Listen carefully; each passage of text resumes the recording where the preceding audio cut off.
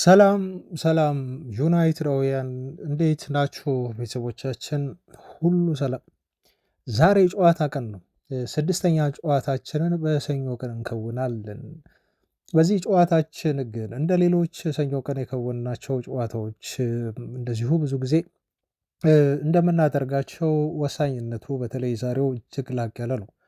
ምናልባት የሲዝኑ ትልቁ ጨዋታ ልንለው እንችላለን ለዩናይትድ ከባለፈው ከቼልሲ ጨዋታ ድል በኋላ ዩናይትድ ለ100 ሚሊዮን ፓውንድ የአውሮፓ ሻምፒዮንስ ሊግ የተሳትፎ ትኬትን ለመቁረጥ የሚያደርገው እጅግ ወሳኝ የሆነ ጨዋታ ከተጫዋቾቻችን ተጋድሎ የምንጠብቅበት እና 3 ነጥብ ብቻ የምንፈልግበት ጨዋታ ምሽት 4 ሰዓት ይደረጋል። ስለ ቡድናችን ዜና ይዘናል። በነገራችሁ ላይ ጥሩም ዜና አለን፣ እንዲሁም መጥፎም ዜና አለን። አዲስ የተሰማ ነገር አለ። ስለዚህ ጉዳይ በዜናችን ጅማሩ ላይ የማወራችሁ ይሆናል።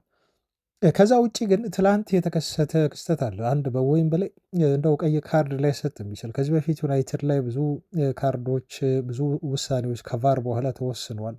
ትላንት ደግሞ በጣም አጨቃጫቂ የሆነ ማህበራዊ ሚዲያውን ያጥለቀለቀ ትልቅ የዳኞች ስህተት የተባለ ነገር ተከስቷል። አሁን በማርቲኔዝ ቀይ ካርድ ምክንያት የእንግሊዝ እግር ኳስ ማህበር እና ዳኞች ከፍተኛ የሆነ የማህበራዊ ሚዲያ ዘመቻ ተጀምሮባቸዋልና ይህን ክስተት እንዲሁ እናነሳዋለን።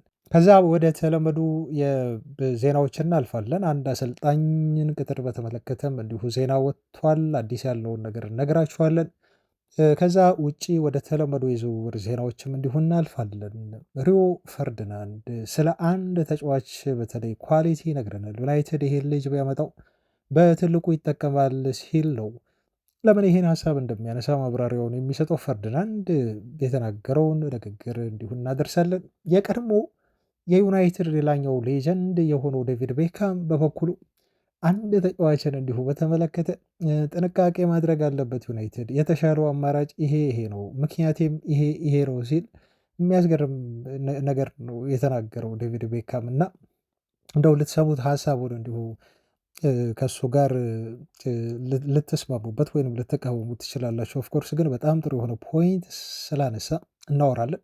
ስለ ኡሪሊን ቹዋሜኒ ወቅታዊ አዲስ ጉዳይም ይዘናል። ዛሬ በዝርዝር ስለ ቹዋሜኒ ያወራችኋለሁ። ሰሞኑን ስለ ባሌባና እንዲሁም ስለ ኢሌት አንደርሰን በስፋት ስለወራን ዛሬ ቀኑ የቹዋሜኒ ይሁን ብለናል።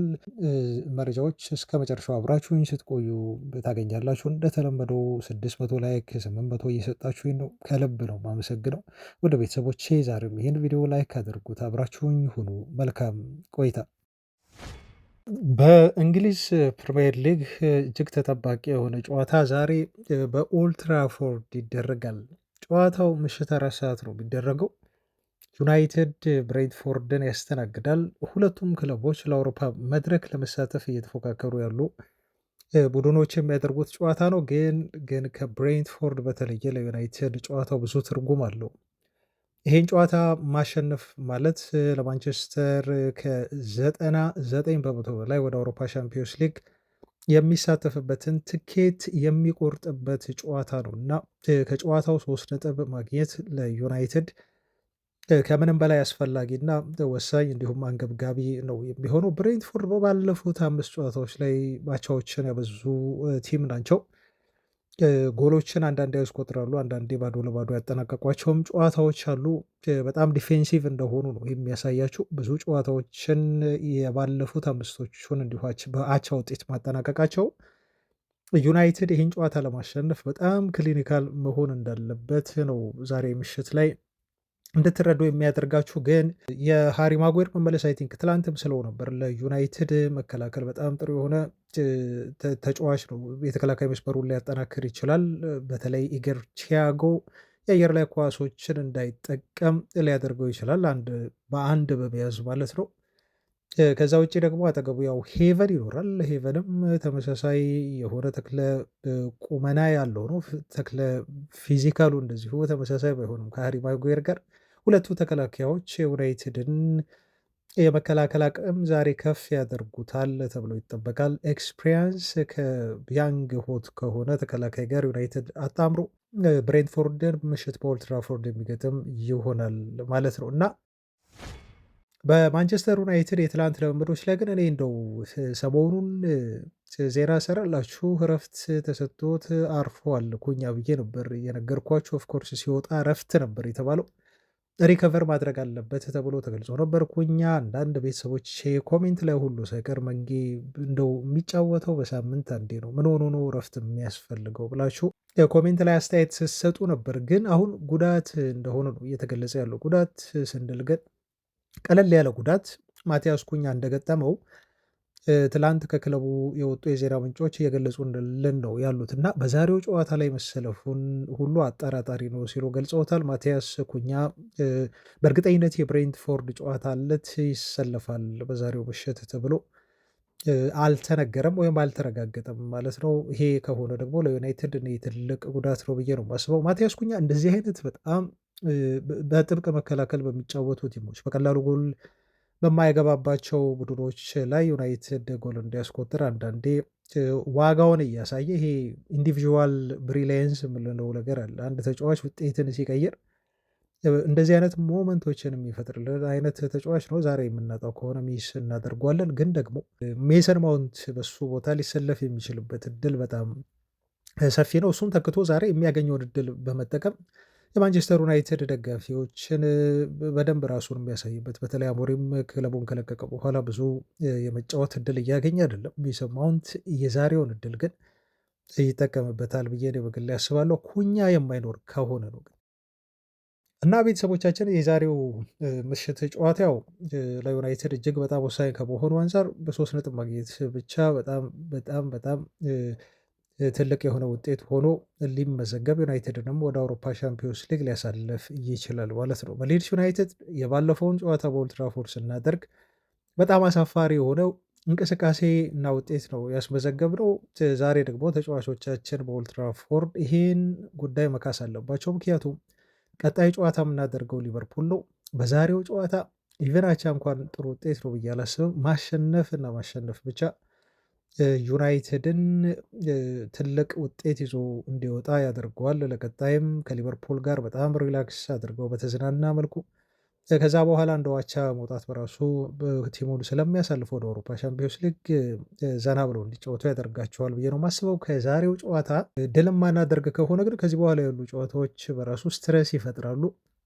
ኦፍኮርስ ዩናይትድ ሻምፒዮንስ ሊግ መሳተፉ የሚቀር አይመስልም፣ ይሳተፋል በደንብ ግን ደግሞ ጫና ቡድኑ እንዲሰማው እና ሌሎች ቡድኖች ደግሞ ተነሳሽነት እንዲኖራቸው በር ነው የሚከፍተው። ራስ ላይ ጫና ላለማሳደር ሲባል የዛሬውን ጨዋታ ማሸነፍ እና በእንግሊዝ ትልቁ ደርቢ ከሊቨርፑል ጋር የምናደርገውን ጨዋታ በኦልድ ትራፎርድ ዘና ባለ መንፈስ መጫወት ይኖርብናል የሚል እምነት አለ። ቤተሰቦች በዚህ ጨዋታ ውጤት ዙሪያ ጨዋታው ከመጀመሩ በፊት ያላችሁን ሀሳብ፣ አስተያየት እንዲሁም ውጤት ግምት በተመለከተ ከታች በኮሜንት እንድታሰፍሩልን እንጋብዛለን።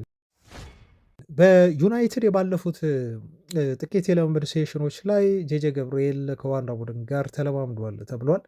ለተከታታይ ቀናት ነው ጄጄ ገብርኤል እየተለማመደ የሚገኘው። ገና 15 ዓመቱ ነው። ቀጣይ ሲዘን ላይ የዚህ ተጫዋች ሲዘን ነው ተብሎ ነው ከወዲሁ እየተገለጸ የሚገኘው። ብዙ ነገሮች ይጠበቁበታል። 16 ዓመት ሲሞላው ዩናይትድ ተጫዋቹን ለኤፍኤ ካስ መዘገበው በኋላ የመጀመሪያ የመሳተፍ እድሉን በፕሪሚየር ሊጉም ወይም በሌሎች ብዙ ውድድሮች ስለሚኖሩ ቀጣይ ሲዝን ላይ በዩናይትድ ዋናው ቡድን ማሊያ የመጀመሪያ የመጫወት እድሉን ያገኛል። ራሱንም በደንብ አድርጎ ያሳያል፣ ለዓለም እግር ኳስ ያስተዋውቃል ተብሎ የሚጠበቅ መጪው ኔይማር ይሉታል አንዳንዶች ቀጣዩ ሜሲ እያሉ ነው የሚያጎለባብሱት። ልጁ ችሎታ እንዳለው እርግጥ ነው፣ ግን ይሄ ታለንት ደግሞ በዋናው ቲም ውስጥ ካልታየ ምንም ፋይዳ አይኖረውም። ስለዚህ ጄጄ ገብርኤል በደንብ ከዋናው ቡድን ጋር ልምምድ እየሰራ ልምዶችን እንዲሁ እየቀሰመ እንዲሁም ትላንት አማድ የፖስተውን ፖስት ከተመለከታችሁ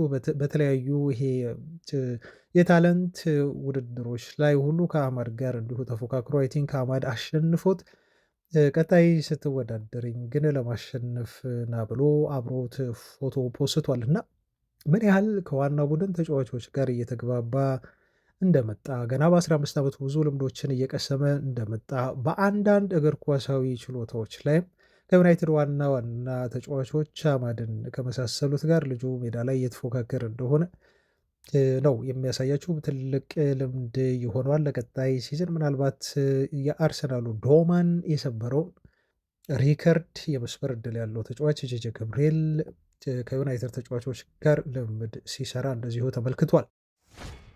ወደ ትላንት እንደው አንድ የተደረገ ጨዋታ ነበር። በዌምብሌይ የተደረገ የኤፍኤ ካፕ ጨዋታ ነው። በዚህ ጨዋታ ላይ አንድ ክስተት ተፈጠረና መነጋገሪያ ሆነ። ኢንተርኔቱን ዛሬ በደንብ ነው የተለቀለቀው። እሱም ከዳኛ ስህተት ጋር የተያያዘ ጉዳይ ነው።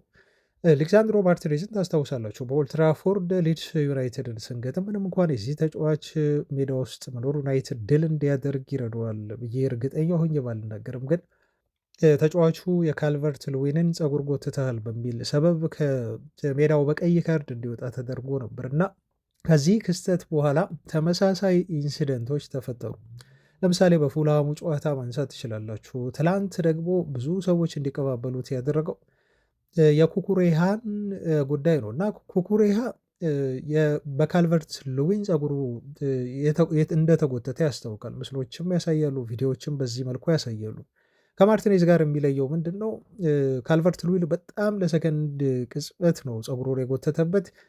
ማርቲኔዝ ግን በጣም ተወጣጥሮ ተያይዘው ስለነበር እንደዚሁ ረዘም ላለ ጊዜ ፀጉሩን የያዘው ነው የሚመስለው። እንደው ከሰከንድ አንጻር ከታይም አንጻር ስንለካው ልዩነቱ ያ ነው። ግን ማርቲኔዝ ጥፋት በቫር ሁሉ ነው ጨዋታ ቆሞ እንዲታይ የሆነው። ነገር ግን ትላንት በዌምብሌይ የተካሄደው የካልቨርት ሉዊን የኩኩሬሃን ፀጉር የመጎተት ሂደት ለመታየት እንኳን አልበቃም ማለት ነው። ምንም አይነት ፋውል አይደለም ተብሎ ታለፈ። ከዛ በኋላ ግን ብዙ አስተያየቶች ተሰጡበት። ከቀድሞ የቼልሲ ሌጀንድ ተጫዋች ጆ ኮል ጀምሮ የአርሰናሉ ሌጀንድ ተጫዋች ቴሪ ዳንኤል ሆነሪ ሁሉ ሳይቀር እንግሊዝ ፕሪሚየር ሊግ ፍጹም እየተበላሸ ነው፣ ለዚህ ጉዳይ አንድ እልባት ሊሰጠው ይገባል ሲል ተናግሯል። እነኚህ ዳኞች በጣም የሚያስቁ ናቸው እና አንዳንድ ጊዜ እብዶችም ናቸው ሲል ነው ቴሪ ዳንኤል ሆነር የገለጻቸው። አሁን 2026 ላይ ነው የምንገኘው። በዚህ የቴክኖሎጂ ብዛት በነኚህ ሁሉ ካሜራዎች ታጅበን ነው ጨዋታዎችን የምናደርገው። ነገር ግን አንዳንድ ጊዜ ዳኞች እንደው እውር ይሆናሉ በአንዳንድ ክስተቶች ላይ ሲል ቴሪ ዳንኤል ሆነሪ ምሬቱን ይገልጻል። የካልቨርት ልዊንን ኢንሲደንት ተመልከቱት። በጣም ግልጽ የሆነ ፋውል የሰራበት ፀጉሩን ጎትቶታል ነው የሚለው። ስለዚህ ይሄ በቀጥታ የቫዮለንት የሆነ ኮንዳክት ያደረገበት ቀይ ካርድ ሊሰጠው ይገባ ነበር ብሏል። ነገር ግን ቫሩም ቢሆን ይሄ ፉትቦሊንግ ኮንታክት ብሎ አልፎታል። ቫዮለንት ኮንታክት ሳይሆን በእግር ኳስ እንቅስቃሴ ውስጥ የሚፈጠር ኮንታክት ብሎ ነው ያለፈው። ይሄ ደግሞ ለሌሎች ክለቦች ክብር መንሳት ነው። የሆነ ሰው ይሄን ነገር ሊያስቆም ይገባል በሚል ነው እንግዲህ ቴሪ ዳንኤል ሆነሪ በምሬት አስተያየቱን የሰጠው ማለት ነው። እና ይሄ የቫርን ጉዳይ እንደው በደንብ ልናየው አይደለም፣ ግን ዩናይትድ ላይ የሚያስገርማቸው በዚህ ሲዝን 8 ያህል የተሳሳቱ ውሳኔዎች በቫር ምክንያት ዩናይትድ ላይ ተሰጥተዋል። 8 አጌንስት ዩናይትድ ማለት ነው። ቤተሰቦች የባለፈው የቀይ ካርዱን ክስተት ጨምሮ በዚህ ሲዝን በተደረጉ ጨዋታዎች ዩናይትድ ላይ 8 ያህል ስህተት የሚመስሉ ውሳኔዎች ተወስነውበታል። ከዛ ውጪ ደግሞ ቼልሲና አርሰናል እንደዚሁ ብዙ በቫር ምክንያት ፋቨር የተሰራላቸው ቡድኖች ተብለው እንደዚሁ 7-7 ተቀምጦላቸዋል ማለት ነው። እነኚህ ክለቦች በቫር ምክንያት የተጠቀሙ ተብለው የተጠቀሱ ቡድኖች ናቸው እና ይህንን ስታዩ በጣም የሚያስገርም ነው። ዩናይትድ ምናልባት 8 ያህል ትላልቅ ውሳኔዎች በዩናይትድ ላይ የተወሰኑ ማለት የቡድኑንም ውጤት እንዲሁ እንዲቀይሩ ሆነዋል ተብሎ ነው እንግዲህ እየተወቀሱ ያሉት። የእንግሊዝ ዳኞች ከፍተኛ የሆነ ተቃውሞ እየገጠማቸው ከተለያዩ ቦታዎችም ከተለያዩ አቅጣጫዎችም እንደዚሁ ትችት እየተሰጠባቸው ነው የሚገኘው። ማህበራዊ ሚዲያውን ዛሬ በደንብ አጥለቅልቆታል እና ለምሳሌ አሁን ዩናይትድ በስህተት ምክንያት ማለት ነው በስህተት ምክንያት ዩናይትድ ላይ 8 ውሳኔዎች ሲወሰኑ በቫር ሊቨርፑል ሁለተኛ ነው፣ 7 ተወስኖበታል። ክሪስታል ፓላስ 5 ነው፣ ኒውካስል እንዲሁ 6 እንዲሁም ብሬንትፎርድ 5 ተወስኖበታል። ከዛ ውጭ ደግሞ ፋቨር ዩናይትድ የተሰራለት የተባለው ቫር ታይቶ ለዩናይትድ ተወሰነ። በዩናይትድ ላይ ሳይሆን ለዩናይትድ ተወሰነ የተባለው 4 ያህል ጊዜ ነው። ሊቨርፑል 3 ጊዜ፣ ክሪስታል ፓላስ 1 ጊዜ፣ ኒውካስል 4 ጊዜ፣ ብሬንትፎርድ 3 ጊዜ ማለት ነው እና ዩናይትድ ብዙ የተበደለ ቡድን ይመስላል። ይህንን የምንመለከት ከሆነ ወደ አሰልጣኝ ቅጥር ዜናዎች እንለፍ። ቤተሰቦች የማይክል ካሪክ የዩናይትድ ቀጣይ አሰልጣኝ የመሆን እድል አሁን ከምንጊዜውም በላይ ሰፍቷል። አሁን ያስኩላችሁ አዲስ ነገር ምንድነው?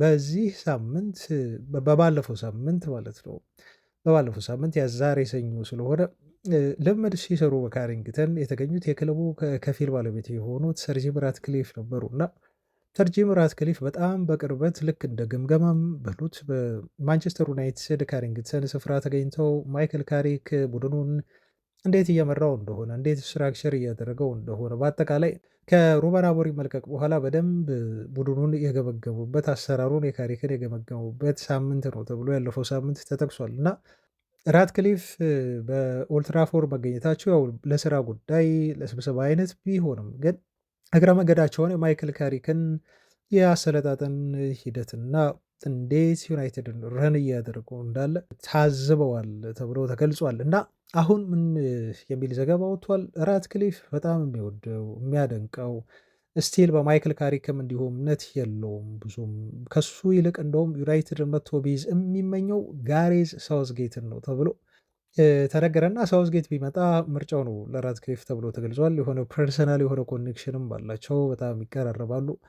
በግል ተብሎ ከዚህ በፊት ሲወራ ሰምተናል እና ካሪክን የመምረጥ የዩናይትድ ቀጣዩ አሰልጣኝ የማድረግ ኃላፊነት ኦፍኮርስ ራትክሊፍ የመጨረሻ ውሳኔ ቢሰጡበትም ግን ፕሮሰሱን ሂደቱን የሚያከናውኑ ሌሎች የዩናይትድ ባለስልጣናት አሉ። እነ ቤራዳ እነ ዊልኮክስን ይመለከታል። በተለይ ቀጣይ አሰልጣኝ ቅጥር ላይ ማለት ነው። ግን በጣም ያስገረመኝ ለሳውዝጌት ያለው ፍቅር ነው። ራትክሊፍ እኔ ሁሉ ያሰጋኛል ይሄ ሰው ስለ እግር ኳስ በደንብ ስለማወቁ ማንቸስተር ዩናይትድን ወደ ቀጣይ ከፍታ ሊያራምድ ሊያሻግር የሚችል አሰልጣኝ በዚህ ሰዓት ጋሪ ሳውዝጌት ነው ብሎ እሱን ማመኑ በጣም ያስገረመኝ ዜና ነው። ለማንኛውም ግን አሁን ካሪክ የዩናይትድ ዋና አሰልጣኝ ለመሆን ብዙ ብዙ ብዙ ርቀቶችን ሄዶ በጣም ተቃርቧል። ቤተሰቦች በጣም ተቃርቧል። በተለይ ዛሬውን ጨዋታ አሸንፈን ሊቨርፑልን የምንደግም ከሆነ ሌሎቹን አሰልጣኞች ፎርጌት አድርጓቸው። ለምሳሌ አንዲ ራዮላ በቼልሲ ስራ በጣም ተመስጧል እና የቼልሲን ስራ ለመያዝ ሰውየው በጣም ጓጉቶ ሲዝኑ እስኪያልቅ እየጠበቃቸው ነው የሚገኘው። አይ ቲንክ ከቼልሲዎች ጋር ጠንከር ያለ ኮንታክት አለው አንዶኒ ራዮላ። ስለዚህ ወደ ሰማያዎቹ መቀላቀሉ እንዲሁ የሚቀር አይመስልም። ቋሚ አሰልጣኝ ሆኖ በቼልሲዎች ጥሩ አሰልጣኝ እያፈላለጉ ማርኬቱን በደንብ ሰርች እያደረጉ ነው ያሉት እና የራዮላ ፍላጎት ካለው ይህን ያህል ቼልሲን ለማሰልጠን አሰልጣኙ ፈቃደኛ ከሆነ ሰማያዎቹ ይሄን እድል ሊጠቀሙበት ይችላሉ። በፕሪሚየር ሊግ ራሱን ፕሩቭ ያደረገ አሰልጣኝ ስለሆነ ማለት ነው እና ይሄ ሰው እንግዲህ አንድ ፍሪ ኤጀንት ነው ተብሎ የተገለጸ ነው። ወደ ዩናይትድ ሊመጣ የሚችል ዩናይትድ ምንም ወጪ ሳያወጣ ሊቀጥረው የሚችል አሰልጣኝ ተብሎ የተቀመጠ ነው ከነ ቶማስ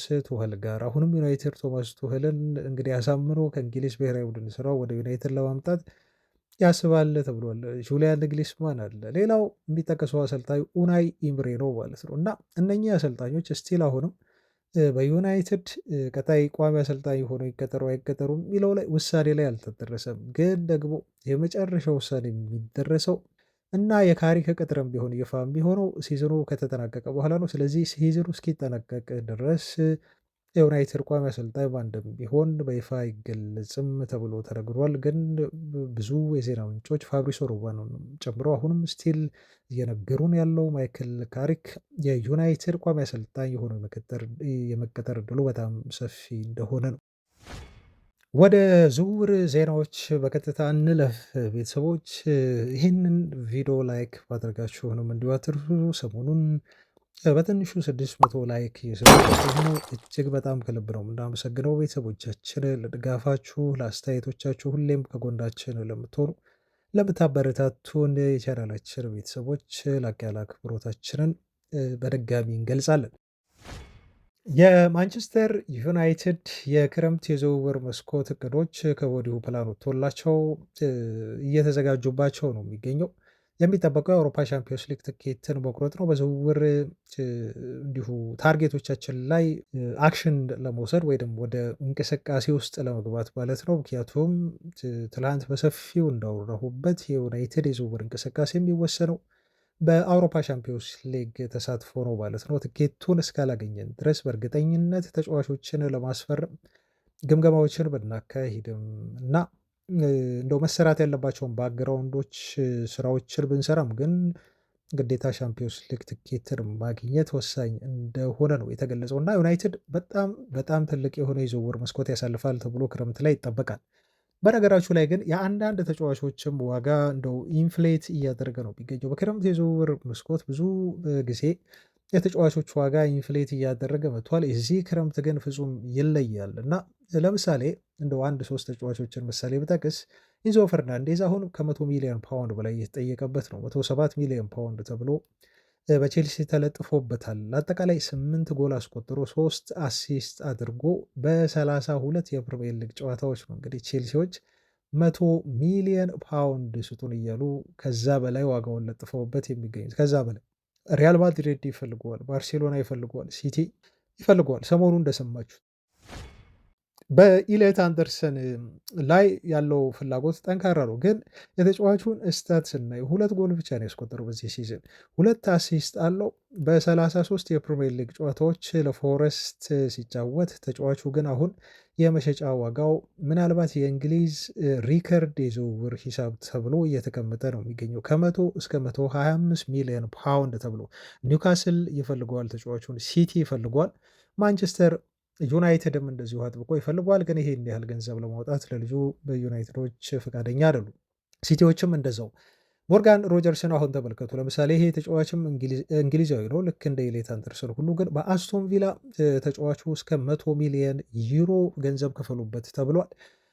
ይሄ ልጅ 9 ጎል አስቆጥሮ 5 አሲስት አድርጓል በ32 የእንግሊዝ ፕሪሚየር ሊግ ጨዋታዎች። ቪላዎች በአርሰናል፣ በቼልሲ፣ በቶተናም በዩናይትድ ለሚፈለገው ተጫዋችም እንዲሁም 100 ሚሊየን ዩሮ ክፈሉ ማለታቸው በጣም አነጋጋሪ ሆኗል። በዚህ ደረጃ ነው የዝውውር ተጫዋቾች የመሸጫ ገንዘብ ዋጋ በጣም እየናረ ኢንፍሌት እያደረገ እንደሆነ ለማሳያ ተደርገው የተጠቀሱ 3 ዝውውሮችን እንዲሁ ያቀረብኩላችሁ።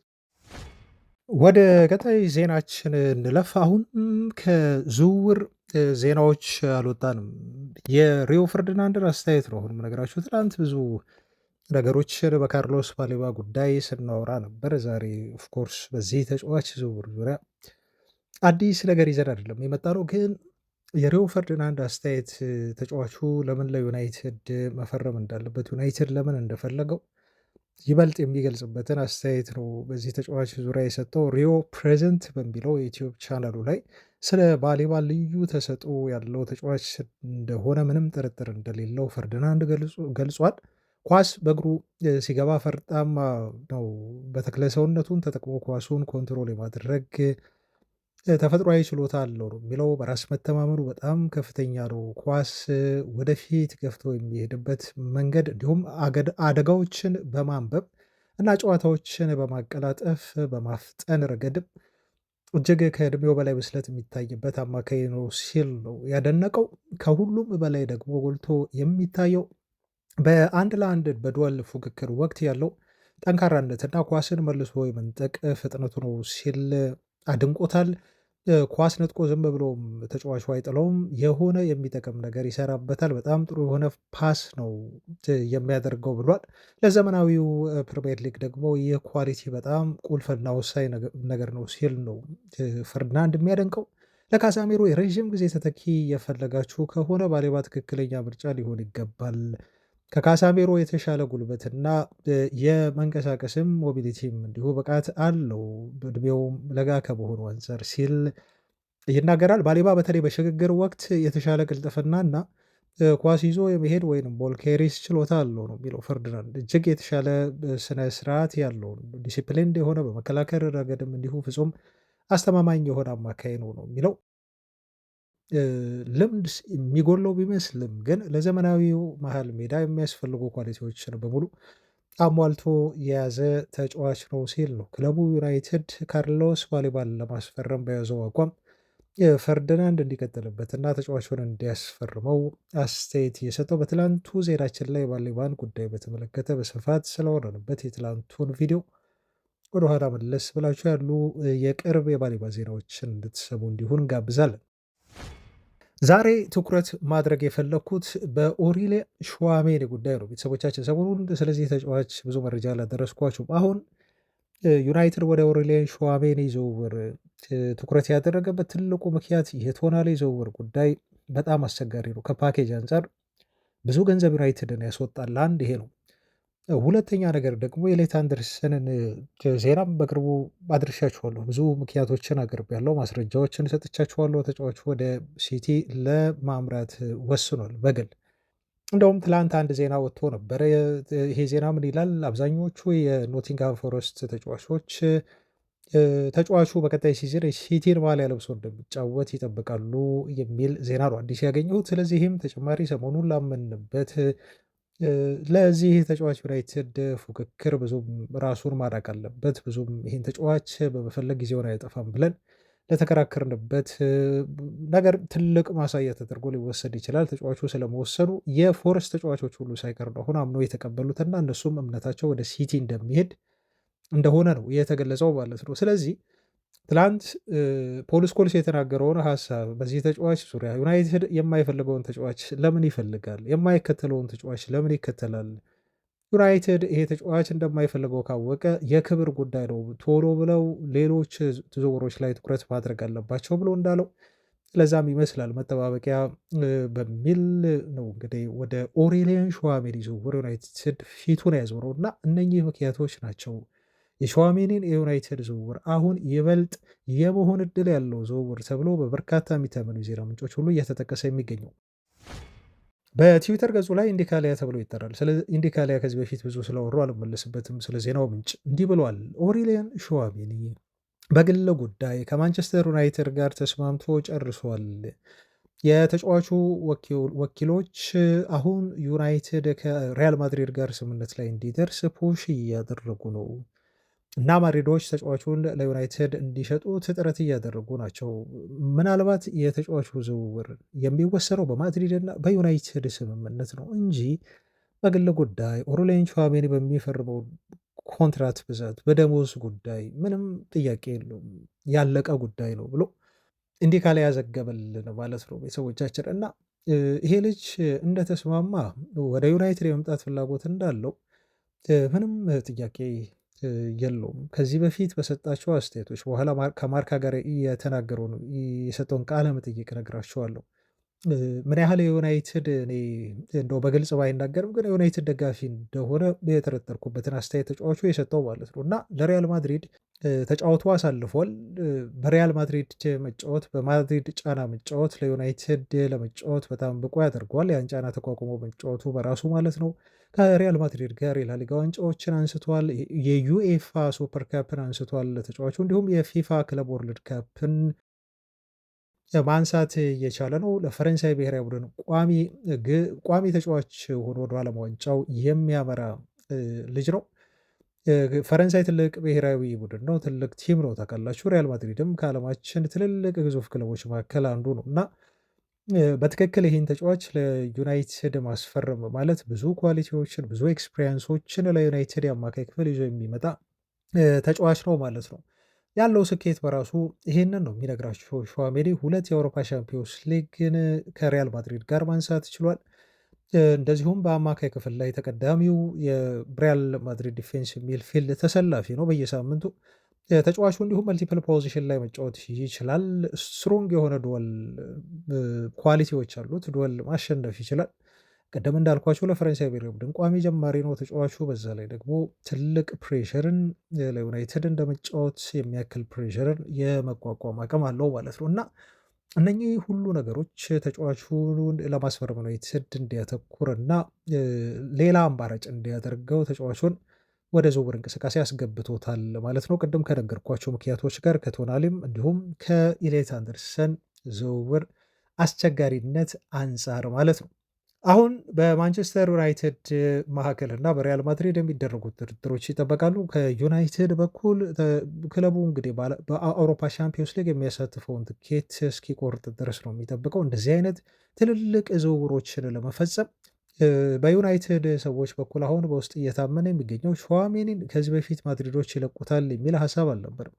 አሁን ግን በሪያል ማድሪድ ቤት በተለይ የሲቲውን ሮድሪ ለማስፈረም እየተደረገ ያለው እንቅስቃሴ ዩናይትድ ቤት ውስጥ ተስፋ እንዲያደርጉና ቹዋሜኒን ማድሪድ ይለቀዋል ብለው እንዲያስቡ አድርጓቸዋል። ሌላው ትልቁ ምክንያት ተጫዋቹ የ2 ዓመት ኮንትራት ብቻ ነው በሳንቲያጎ በርናባው የሚቀረው። በቀጣይ ሲዝንን ከቆየ ተጫዋቹ 1 ዓመት ሁሉ የሚቀረው። ስለዚህ የተጫዋቹ ዋጋ እየቀነሰ ይሄዳል። አዲስ ኮንትራት የማይፈርም ከሆነ ደግሞ ይበልጥ ለማድሪድ ልጁን ለማጣት ተጋላጭነታቸው ይጨምራል ማለት ነው። ስለዚህ ለማድሪድ የሚያዋጣው አሁን ቢሸጡት ነው። ተጫዋቹን ተክተው ኦሪላያን ሹዋሜኒን ወደ ዩናይትድ የመላክ እድል አላቸው ተብሎ እየተገለጸ የሚገኘው በተለይ ሮድሪ የሚፈርም ከሆነ ለማድሪድም ቢሆን በጣም አዋጭ ቢዝነስ ይመስላል። በነገራችሁ ላይ 70 ሚሊዮን ፓውንድ ነው የተባለው። 70 ሚሊዮን ፓውንድ ከፍለው ዩናይትድ ከገዛ ወደ 90 ሚሊዮን ዩሮ ማለት ነው። እንግዲህ በዩሮ ከቀየር ነው ሲቀራረብ ከ90 ሚሊዮን ዩሮ 50 ሚሊዮን ዩሮን በሮድሪ ዝውውር ላይ ማውጣት በቂያቸው ነው ለማድሪዶች ማለት ነው። ምክንያቱም ሮድሪ 1 ዓመት ቀሪ ኮንትራት ብቻ ነው ያለው። 50 ሚሊዮን ዩሮን ሮድሪ ላይ አውጥተው በቀራቸው ደግሞ 40 ሚሊዮን ዩሮ አንድ ሌላ ተጫዋች ወይ ሌላ የሚፈልጉት ዝውውሮችን የመፈጸሚያ ገንዘብ ያገኛሉ ማለት ነው። ስለዚህ ዝውውሩ ለማድሪድም ጠቃሚ ነው፣ ለዩናይትድም ከኮስት አንጻር ቅድም ካየናቸው ሌሎች አማካዮች እየተጠሩበት ካለው ገንዘብ አንጻር ለማንቸስተር ዩናይትድም በጣም ኮስት ሴቪንግ የሆነ ዝውውር ይሆናል ማለት ነው እና ኦሪሊያን ቹዋሜኒ አውሮፓ ላይ ካሉ በጣም ቤስት ዲፌንስ ሚድፊልድ ተጫዋቾች መካከል አንዱ። ስለዚህ ይህን ተጫዋች ዩናይትድ አገኘ ማለት ደግሞ በኤሌት አንደርሰን እንደው ከእድሜም አንጻር ተጫዋቾቹ ባይነጻጸሩም ግን በብቃትና በፐርፎርማንስ አንጻር በተለይ በቀጥተኛ የሆነ የካሳሚሮ ምትክ ከማድረግ አንጻር ዩናይትድ ጥሩ የሆነ ምትክ በቹዋሜኒ በኩል የሚያገኝ ነው የሚመስለው። ዝውውሩ እንዲሁ የሚሳካ ከሆነ ማለት ነው። የማርካ ጋዜጣን ቃለመጠይቅ ላድረሳችሁ። ከዚህ ሰሞኑን እነግራችኋለሁ ብዬ ያስኩት ነው ዛሬ ላቅርብላችሁ እና ቹዋሜኒ ስለ ማንቸስተር ዩናይትድ ዝውውሩ የካሳሚሮ ምትክ አድርገው ሊወስዱት ስለማሰባቸው ተጠየቀ። እንደዚህ ሲል መለሰ። እነኚህን ሩመሮች ተመልክቻለሁ። እውነት ለመናገር ግን እኔ ብዙ ትኩረት አልሰጥበትም ለእንደዚህ አይነት ጉዳዮች ነው የሚለው እና ሪያል ማድሪድን ግን ምለቅ ከሆነ አንድ ነገር ላረጋግጥላችሁ እወዳለሁ። ለሩመሮች ብዙ ትኩረት አልሰጥም። በዚህ ጉዳይ ላይም ብዙ የምለው ነገር የለኝም ነው የሚለው ተጫዋቹ። ነገር ግን ሪያል ማድሪድን እምለቅ ከሆነ ደግሞ ማንቸስተር ዩናይትድ ምንም ጊዜም ቢሆን ኮንሲደር ላደርገው የሚችለው ቡድን ነው እሱ የሚለው። በልጅነት የኳስ እየተመለከትኩ ሳድግ የዩናይትድ ተጫዋቾችን እየተመለከትኩ ነው ያደግኩት ይላል። ለምሳሌ ዴቪድ ቤካምን ያነሳል፣ ፖል ስኮልስን ያነሳል፣ ሮይ ኪንን ያነሳል። እንዲሁም ማይክል ካሪክን የአሁኑን የዩናይትድ አሰልጣኝ ካነሳ በኋላ እነኚህ በእግር ኳሱ ሌጀንድ ሆኖ ያሳለፉ ተጫዋቾች ናቸው። እነሱን ስመለከት ነው እያደግኩት ሲል ይናገራል። በማድሪድ ቤት ከመጣሁኝ ለማድሪድ ከፈረምኩ በኋላ ደግሞ በጣም ብዙ ነገሮችን ተምሬያለሁ። በተለይ ከካሳሚሮ ጥሩ ጥሩ ነገሮችን ወስጃለሁ። እኔ የካሳሚሮ ምትክ ነኝ ብዬ ግን አላስብም። ምክንያቱም ካሳሚሮን እንደ ተጫዋች አደንቀዋለሁ። ከሱ ብዙ የወሰድኳቸው የተማርኳቸው ነገሮች አሉ። ላሳካቸው ስኬቶች፣ ላገኛቸው ክብሮች በሙሉ ትልቅ የሆነ አድናቆት አለኝ። ነገር ግን እኔም የራሴ የሆነ ኳሊቲ አለኝ። ካሳሚሮ ነው፣ ቹዋሜኒም ቹዋሜኒ ነው ሲል ነው የተናገረው። እኔ በራሴ የራሴ ኳሊቲ ያለኝ ተጫዋች ነኝ በሚል ነው ተጫዋቹ የካሳሚሮ ምትክ ሆኖ ኦልድ ትራፎርድ ያመራል የሚለውን ንጻሬ በማጣጣል እንዲሁ አስተያየት እየሰጠው ማለት ነው። ማጣጣልም ሳይሆን ከካሳሚሮ የተለየ ኳሊቲ ያለኝ እሱም የራሱ የሆነ የተለየ ኳሊቲ ያለው ብሎ ለመናገር ማለት ነው። እና ትልቁ ያሰመረበት ነገር ግን ምን መሰላችሁ? በኦልድ ትራፎርድ የማንቸስተር ዩናይትድን ቀዩር ባሊያ ለብሶ መጫወት በጣም ስፔሻል የሆነ ክብር ነው ሲል ነው ተጫዋች የገለጸው። ነገር ግን እንግሊዝ ደግሞ አለ እዚህ ጋር ቀልም ቢጤጣል አድርጓል። እንግሊዝ እንደምታውቁት ቀዝቃዛ ነች ሲል በመሀል ይስቅና በዚህ ሰዓት በተለይ እንግሊዝ ቀዝቃዛ ነች። ስለዚህ አሁን ሙሉ ትኩረቴን ማድረግ የምፈልገው በሞቃታማዋ ማድሪድ ላይ ብቻ ነው። እዚህ ኮንትራት አለኝ። ስለዚህ ይህን ኮንትራት ማክበር እፈልጋለሁኝ ካለ በኋላ ትልቁን ንግግር ተናገረ። ነገር ግን በእግር ኳስ ምንም ነገር ሊፈጠር ይችላል። የወደፊቱን የሚፈጠረውን ነገር ግን ማቀው ነገር የለም ሲል ኦሪሊያን ቹዋሜኒ በዚህ መልኩ አስተያየቱን ሰጠ ማለት ነው። እና ቤተሰቦች እንግዲህ ይሄ ለማርካ ጋዜጣ የሰጠው ኢንተርቪው ነው እና ከዚህ ንግግሩ ተጫዋቹን የምትረዱት ብዙ ጊዜ ተጫዋቾች ያስተባብላሉ።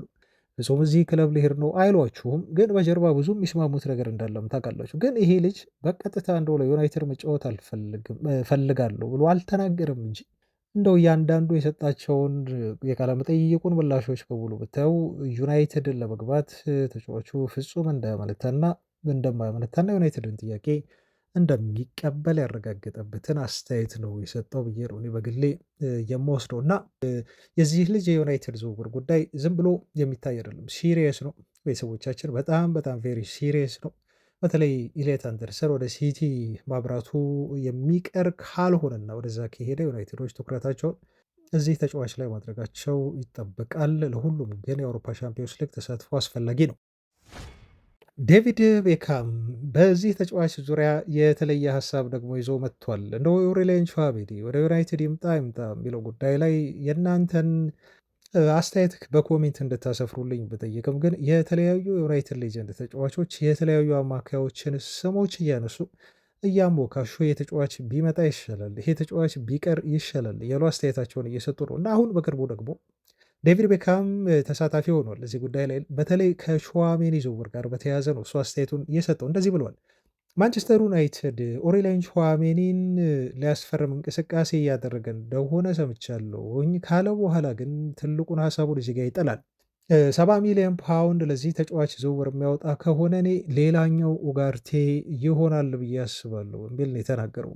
ኡጋርቴን ከስረንበታል ታውቃላችሁ፣ 50 ሚሊዮን ፓውንድ አውጥተንበት የቹዋሜኒም የማንቸስተር ዩናይትድ ዕጣ ፈንታ ተመሳሳይ ይሆናል ሲል ነው ዴቪድ ቤካም የሚተነበየው ማለት ነው። እና ምናልባት 70 ሚሊዮን ፓውንድ ለዚህ ተጫዋች አውጥተን የምናስፈርም ከሆነ የኡጋርቴን ዝውውር ታሪክ እንደግማለን ብሎ የተናገረበት አንዱ ምክንያት ምንድን ነው? ከዚህ በፊት ሰምታችኋል ቤተሰቦች፣ በተደጋጋሚ ዩናይትድ ዥዋው ኔቬስን ማስፈረም እየቻለ ከስፖርቲንግ ሊዝበን እሱ አይሆንም ኔቬስ እና ይሄን ልጅ ከምናስፈርም ይልቅ ኡጋርቴን ከፔዤ ብናመጣ ይሻላል በሚል ፍጹም በተሳሳተ የዝውውር እና የምርጫ አካሄድ ነው ዩናይትድ ኡጋርቴን ያስፈርመው ማለት ነው። ከዛ ፔዤዎች ተጫዋቹን ሸጡና ለዩናይትድ በ50 ሚሊዮን ፓውንድ ዦዋው ኔቬስን ደግሞ ከስፖርቲንግ ሊዝበን አስፈርመው ማለት ነው። እና አሁን ማን ነው ምርጡን ዝውውር ስማርት የሆነውን ቢዝነስ የፈጸመው ብላችሁ ስትጠይቁ ራሳችሁን ፔዤ እንደሆነ ያለምንም ጥርጥር ምላሹን ታገኛላችሁ ለራሳችሁ ማለት ነው። እና ዴቪድ ቤካምን በጣም ጥሩ የሆነ ንጻሬ ነው ያደረገው። ግን እኔ እያነጻጸርኩ አይደለም። ቹዋሜኒን ዩናይትድ ቢያስፈርም ኪሳራ ይሆናል ብዬ እያልኩኝ አይደለም። ቤተሰቦች የእሱ ሀሳብ ነው የዴቪድ ቤካም ሀሳብ ማለት ነው። እና ቤካም ምንድን ነው የሚለው መሰላችሁ? ለቹዋሜኒ 70 ሚሊዮን ፓውንድ የምታወጡ ከሆነ በዚህ ገንዘብ ሌላ ተጫዋች ዩናይትድ ማስፈረም ይኖርበታል አለ። ለምን ለሚለው ጥያቄ ደግሞ ምላሹን ሲሰጥ ምን ይላል መሰላችሁ? እመኑኝ ሪያል ማድሪድ ይህንን ተጫዋች ለሽያጭ የሚያቀርበው ለገበያ የሚያቀርበው ከሆነ ዝም ብሎ አይደለም የሚያቀርቡት፣ ምክንያት አላቸው። በእርግጥ እድሜው ተጫዋቹ ወደ 20ዎቹ አጋማሽ ነው፣ ወደ 26 ነው ቹዋሜኒ ያለ። ነገር ግን ሪያል ማድሪድ ያለምንም ምክንያት ተጫዋቹን ለገበያ አያቀርብም ይላል። አሁን እሱ በሪያል ማድሪዱ የተጫወቱ አሳልፏል ዴቪድ ቤካም። ማድሪድ ለምንድን ነው ይሄን ተጫዋች ለገበያ ለማቅረብና ለዩናይትድ ለመሸጥ ፈቃደኛ የሆነው የሚለው ላይ ጥርጣሬ አለው። አላቅም እንግዲህ ከተጫዋቹ የጉዳት ሂስትሪ ሊሆን ይችላል። ይሄን ወደፊት በደንብ እንፈትሸዋለን። ወይ ከግል ባህሪም አንጻር ሊሆን ይችላል፣ ወይ ደግሞ ተጫዋቹ ችግር አለበትም ሊለን ፈልጎ ሊሆን ይችላል። ብቻ ግን ማድሪዶች ልጁን ለገበያ ያቀረቡት የሆነ ምክንያት ስላላቸው ነው፣ ወይም በአጭሩ የተሻለ የሆነ ቅድ ስላላቸው ነው ሪያል ማድሪዶች ልጁን ለመሸጥ የፈለጉት ብሎ ነው ቢለን ዴቪድ ቤካም። እና ምን ይላል መሰላችሁ? ሀሳቡን እዚህ ጋር ስለወደድኩት ነው፣ ግን እስማማለሁ ማለት አይደለም። ምን አለ? ኦሪሊየን ቹዋሜኒን ዩናይትድ 70 አውጥቶ ከገዛ ማድሪዶች ያንን 70 ሚሊዮን ፓውንድ ይይዙና እመኑኝ በዛ ገንዘብ የኒውካስል ዩናይትዱን ቶናሌን ያስፈርሙበታል ሲል ነው የተናገሩ። ልብ በሉ ምን ይላል? ቶናሌ ከዚህ ተጫዋች ይልቅ ይበልጥ የማይደክም በጣም ሜዳ ብሎ አካሎ የሚጫወት የሚለፋ ነው። ብዙ ሞቢሊቲ ያለው ነው። እንዲሁም ከፍተኛ የሆነ ኢንቴንሲቲ በሚጠይቀው ሲስተም ውስጥ በጣም ተስማሚ የሆነ ተጫዋች ይሆናል። ስለዚህ ማድሪዶች ዩናይትድ ላይ ከፍተኛ ስማርት የሆነ ቢዝነስ እየሰሩ ነው። እሱን 70 ሸጠው እርግጠኛ ነኝ የቶናሊን ወይ የተሻለ ብቃት ያለውን የአማካይ ስፍራ ተጫዋች ዝውውር ይፈጽሙበታል በሚል ነው ዴቪድ ቤካም በዚህ መልኩ ሀሳቢውን የተናገረው ማለት ነው። ስለዚህ ቶታሊ ከቤካም አስተያየት እንደምንረዳው ዩናይትድ ለቹዋሜኒ 70 ከሚያወጣ ይልቅ እንደው መጨመር ካለበትም የተወሰነ ጭማሪ አድርጎ የነ ቶናሊ እና በኢሌት አንደርሰን ደረጃ ያሉ አማካዮችን እንዲያመጡ ነው በግሉ የቀድሞ ዩናይትድ ሌጀንድ ተጫዋች አስተያየቱን የሰጠው ማለት ነው። እንደ ሀሳብ እንግዲህ ቹዋሜኒ እንደውም እኔ በግሌ ሀሳቤን ከጠየቃችሁኝ ለእንግሊዝ ፕሪሚየር ሊግ ይበልጥ ተስማሚ የሆነ ተጫዋች ነው የሚመስለኝ። ምክንያቱም ፊዚካል ዲማንድ በሚያደርግ ሊግ ውስጥ የቹዋሜኒ አይነት በአካል ብቃት በደንብ ፐርፎርም ማድረግ የሚችል ተጫዋች ሊጉ ይከብደዋል ብዬ እኔ በግሌ አላስብም። በዩናይትድ የአማካይ ክፍል ላይ ተጫዋቹ ብዙ ዲፈረንስ ልዩነት ሊያመጣ የሚችል በተለይ ለ6 ቁጥር ቦታ አመቺውና ተስማሚው ተጫዋች እንደሆነ እኔ በግሌ አስባለሁ። ዴቪድ ቤካም ግን በተለየ መልኩ ነው የሚመለከተው ማለት ነው። ለማንኛውም እናንተ በቤካም ሀሳብ ዙሪያ ምን ትላላችሁ? ዴቪድ ቤካም ትክክል ነው ወይ? ዩናይትድ ያን ያህል ገንዘብ ካወጣ ጨምሮ ሌሎች ተጫዋቾችን ማስፈረም አለበት ወይ? ለምሳሌ ቶናሊን፣ ምክንያቱም ኢሊየት አንደርሰን ወደ ሲቲ እየሄደ እንደሆነ መረጃዎች እየጠቆሙን ስለሆነ በዚህ ጉዳይ ላይ ቤካምን ትደግፋላችሁ ሆይ? እናንተስ ምን ታስባላችሁ? አስተያየት እንድትሰጡበት ጋብዛለሁ። ቤተሰቦች ለማንኛውም ግን እኔ ዛሬ ዜናዎቼ በዚህ ላይ ይብቁኝ። እንገናኛለን ነገም ከጨዋታው በኋላ በጣም ጥሩ ስሜት ላይ ጥሩ ሙድ የሆነን 3 ነጥብ ወስደን የአውሮፓ ሻምፒዮንስ ሊግ ትኬትን ኦልሞስት ቆርጠን ነገ በሚኖረን ፕሮግራም ላይ ስለ ቡድናችን እንደምናወራ ተስፋ አደርጋለሁ። ዩናይትድ መልካም ውጤት እንዲገጥመው እመኛለሁ። ቤተሰቦች ሰላም ሁኑ ባይ